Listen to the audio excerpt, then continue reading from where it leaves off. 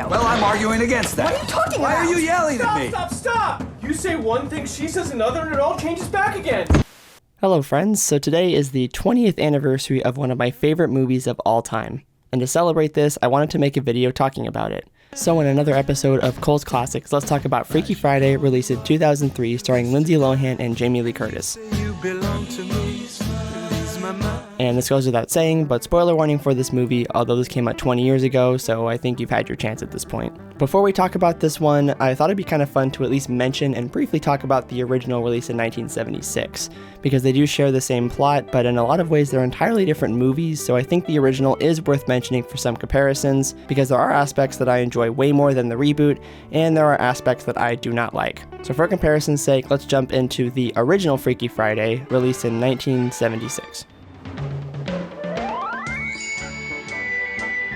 And right away, I love this title credit sequence. It might honestly be the best one out of any of the live-action Disney movies from this era. Barbara Harris and Jodie Foster are singing the song in this, and the animation is just really cute. It's definitely the most wholesome opening out of the two, and it's a great way to start out this movie. As for the rest of this movie, there isn't a whole lot that I don't like. In this one, the daughter is played by Jodie Foster, and this was when she was in her tomboy phase, and I like this movie plays into that a little bit. Then we have the mom, played by Barbara Harris, who does a really good job being the stay-at-home housewife. And one big thing when you look at both of these movies is not only do the moms have to play their own character, but they also have to act like an adult who's really a teenage girl. That's definitely not an easy thing to do, and both actors do a really good job. It really feels like the actors are just embracing their younger selves and really giving it their all with talking the way a sassy teenager would talk. Do you hate me too? Don't be a jackass. I'm just trying to tell you why Annabelle hates you. I also like all the side characters in this movie too. Mrs. Schmaus, Banana peel. the dad, the brother, Boris, all of them are really great. Little fun fact though, the actor who plays Boris is the only actor to appear in both the original and the new one. In the new one, he plays a delivery man by the same name, which is a callback to this movie. I think you get what I'm saying. Anyway, all of the characters have something to do and don't just feel like they're thrown in for no reason. Although in both movies, the side characters are merely there to add substance to the story, with the main focus remaining on the daughter and the mom. In both movies, Friday ends up being a really important day for everyone. In this movie, Annabelle's dad is managing an event that his company is putting on at the marina. Annabelle is planning to water ski at the event, and the dad is pretty anxious about this going well. Don't forget the aquacade. How much you want? I bet she does. Forget the aquacade? And one thing I will say about the dad is I don't really like this scene towards the end of the movie when Annabelle goes to visit him. The movie implies that the secretary is trying to seduce him or something. You've got to be kidding. I don't know why this scene had to be in the movie, especially after it happens. It never gets mentioned again. It's just strange. I do, however, like the scene where the mom, as Annabelle, has to go through a day of school. Because this was made in the 70s, this scene is a really great time capsule into what school was like for kids in that time period. They have classes like typing and darkroom photography, which is really fun. They also make the incidents beautifully exaggerated, like having all the typewriters explode when she plugs in a malfunction one. There is, however, one scene that I think this movie did so much better than the remake, and that is the body swap. I love the effect they use, I love that the swap is caused by both of them saying the exact same line at the exact same time, and I love that they just figure out what they have to do in order to fix it. Rather, they don't have to rely on anyone to help them fix the situation, they just kind of end up solving it just by the movie continuing forward. But believe me though, this scene isn't a masterpiece, but you'll think it's flawless after you see how the new one handled it. And I'll still be coming back to this movie throughout the rest of the video, but I wanted to touch base on a few things and get some stuff established. But I'm getting ahead of myself, let's talk about this movie now. Like I said at the beginning of the video, I really love this movie. Some of the quotes in this movie have become iconic within my family. We quote them all the time. Run away. Privacy is a privilege, Anna. Oh, I'm like the crypt keeper. But what about bullies? Run fast. Halibut, ew. What kind of caterer are you? It's disgusting. Root canal? That's not fair. They're not my teeth. I'm gonna barf. This way. This morning was good, but then I got up. Straddling some guy on the back of a big black Harley. Hello, it was a Ducati. Tess. That's bad mom award. I say all of this because I've realized while writing this script that I sort of have a love-hate relationship with this movie. It does have a lot of sentimental value to me, but at the same time, there are some aspects that I just cannot ignore how just insensitive and bad they are, which I'll get to in a second. Let's go through the good parts first. I really like the music in this movie, both the score and the licensed music. I mean, sure, the score does sound a little like elevator music at times, specifically in this scene. What did Mary make? Otherwise though, it does a good job of assisting the story and the emotion. Same goes for the licensed music. It's not overused and follows the story beats really well. For example, the opening scene features the song Happy Together, but it incorporates it into the movie in a really unique way. The movie starts out with a picture montage title credits sequence, which features the original song performed by the Turtles. So happy together. But then the genre snaps into a punk rock cover performed by Simple Plan once Anna presses the snooze button on her alarm. So happy together. That abrupt change immediately hooks you into the story, and it's honestly a really great way to begin a movie. After the opening credits, we are introduced to our main characters. The daughter, Anna, is seen getting ready for school, and I say getting ready for school, but really she's just procrastinating and not wanting to wake up, while her mother, Dr. Coleman, and her brother, Harry, are popping in and trying to wake her up. Compared to the exposition dump narration from the first movie, I really like this opening scene more, mostly because it realized that it doesn't need the narration part. It shows the duality of the two characters really efficiently, and does a great job of telling you just about everything you need to know about both characters' personalities and where some of the conflicts stem from. Then in the next scene, it shows everyone heading to work and school, and this scene gives us more insight into the family dynamic and establishes more tension between Anna and her mom. Anna is cycling through radio stations, which annoys her mom. Anna wants to get more piercings, which annoys the mom. And Anna has her feet on the dash, which annoys her mom. Wow, you really need to chill out. The one thing that sticks out most at this point in the movie, though, is just how perfect both Lindsay Lohan and Jamie Lee Curtis are for their roles. This was the first time I saw Jamie Lee Curtis in a movie, and as good as she is in Knives Out and Everything Everywhere All at Once, she absolutely kills it in this movie. Especially when you learn just how quick of a turnaround she had once she signed on. On a book tour, I write books for children, and I got a call from my agent saying, this movie is going at Disney, and they have asked if you will be in it. It was a Thursday. They sent me the script. I read it on the plane. I met the director on Saturday. I had my hair dyed red on Sunday, and I was shooting on Monday. Like, that's really impressive, and it's made even more impressive by just how great she is in this role. I haven't seen her in many movies besides those three, but this one is easily my favorite. One thing you've probably noticed is how much these characters have changed quite a bit from the original. In this one, the mom, Dr. Coleman, is a psychologist in this movie. Yeah, I don't think the movie could have gotten away with making her a housewife again, and honestly that would have been kinda lame if they had. She's also getting remarried, which is part of where the main conflict stems from. At the same time, the daughter Anna is a headstrong hormonal teenager who is constantly screaming at her mother. Ah! You're ruining my life! I'm moving out north and never coming back ever. She's also in a rock band and has this killer guitar solo in one of their songs.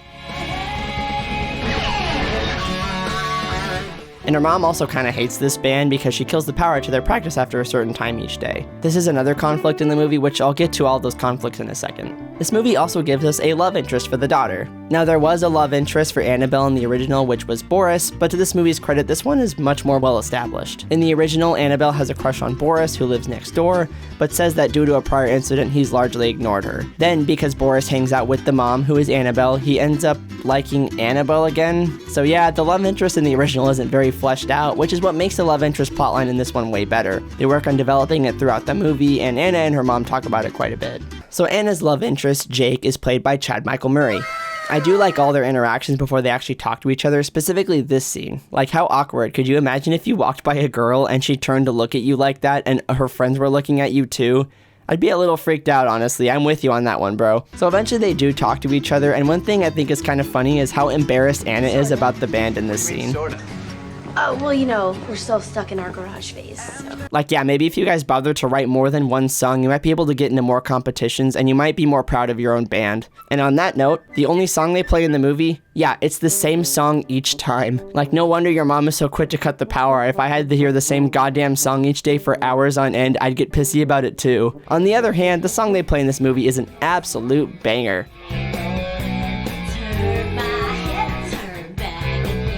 And that's all I'm playing, or else Disney's gonna shaft me. But despite that, the song is really fucking good, and I don't care who disagrees with me on this.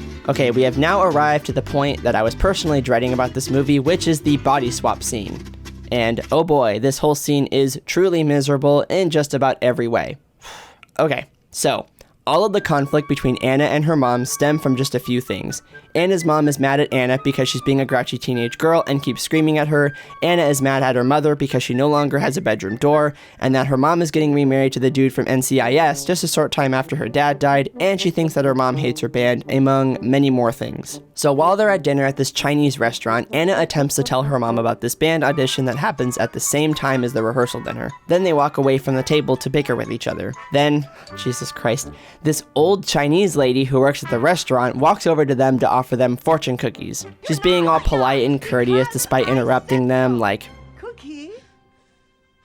and of course the mom is a little annoyed that she's interrupted, so she's like, no thank you, we're in the middle of something. And then the woman just starts speaking rapid Chinese and waving her finger at both of them, like yelling at them. Then the mom goes, okay fine, if it'll get you to shut up. And they take the fortune cookies. Then Anna goes into the bathroom while the mom waits outside. Then they both open the fortune cookies at the exact same time and begin reading what it says out loud. And because both fortune cookies have the same script, they read the same thing at the same exact time. Then the entire restaurant begins shaking like they just summoned the undead. Once they exit the restaurant, everyone starts gaslighting them into thinking that it never happened. And they go home, and at midnight on the dot, they switch bodies. Okay, so, oh my god, okay, let's unpack this for a second. So this movie, despite being the one made in the 21st century, introduces racism into the Freaky Friday cinematic universe, the FFCU, if you will. Like, come on movie, are you kidding me? And you'd hope that it ends here, but the racism stays pretty consistent throughout the rest of the movie. Okay, good idea. How about I do? And then Pepe's crazy mother pointing at me and pointing at you. Yeah, and what was she mumbling about in Chinese? She did something.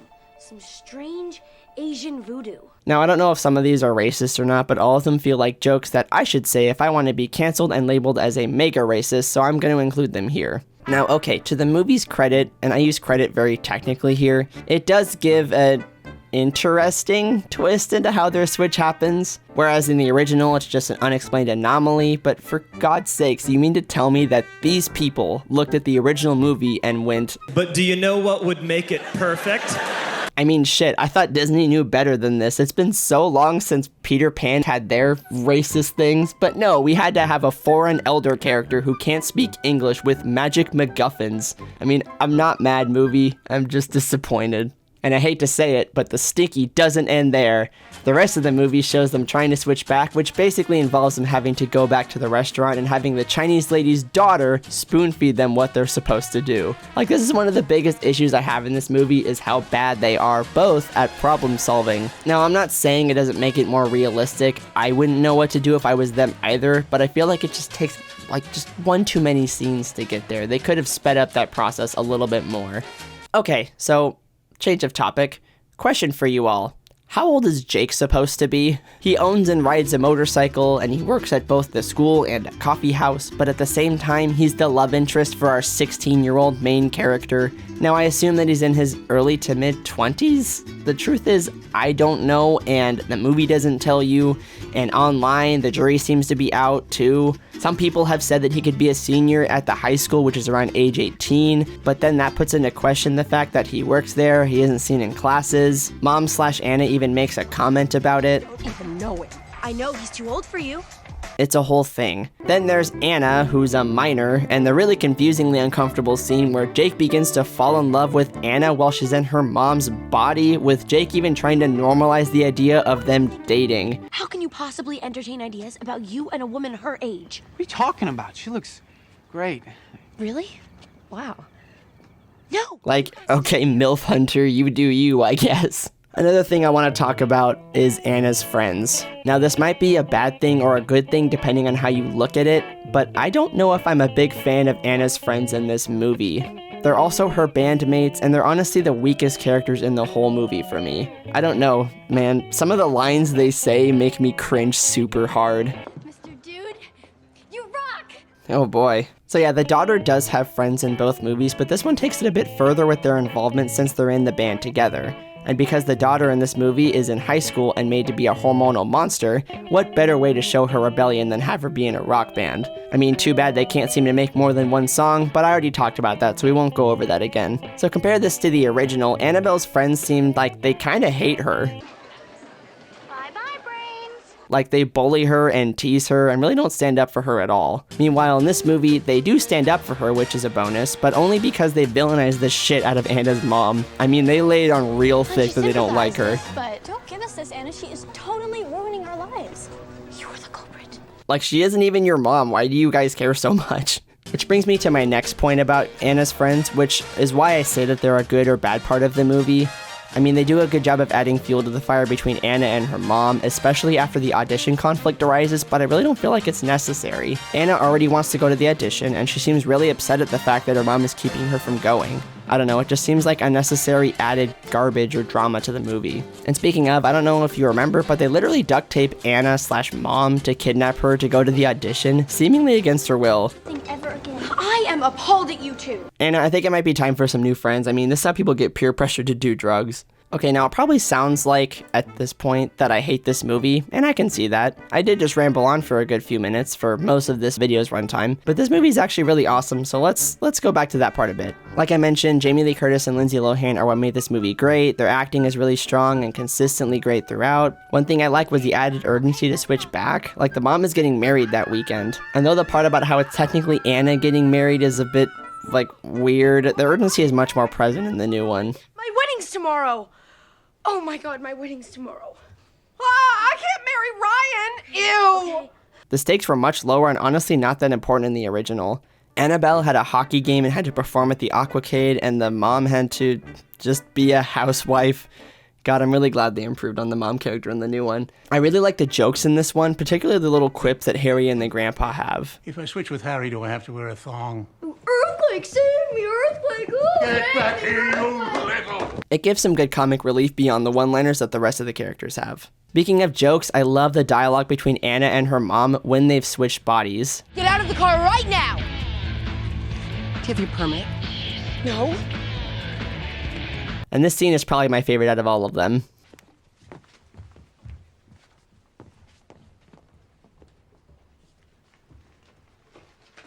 Like, could you imagine if the original did that? That would never fly then. It's also funny too because they usually cut the scene out of the ABC Family reruns of this movie, but I mean, I don't know.